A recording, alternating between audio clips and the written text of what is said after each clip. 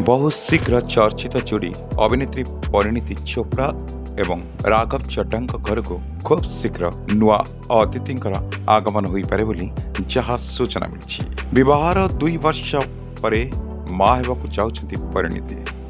उभय परिणीति एवं राघव चड्डा एथिरे खुशी थिबा जଣା पड़िछि। ए संपर्क में सामाजिक गणमाध्यम दुए 2 ରୁ 3 हेबाको जाउतबा से यह कहते। अवश्य से खुशी खबर संपर्क में कपिल शर्मा एक शोरू जना पड़ जाऊला।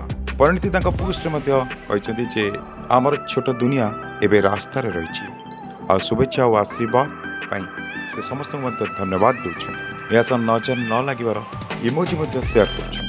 परिणीति राघव का हाथ धरी बगीचार चलुथिबार किछि सामाजिक गणमाध्यम पोस्ट करा जायछि। आ ए खबर सामना को आसिबा परे उभयंक परिवार लोके सांगसाथी और प्रशासन से शुभेच्छा और शुभकामना जनाउछथि।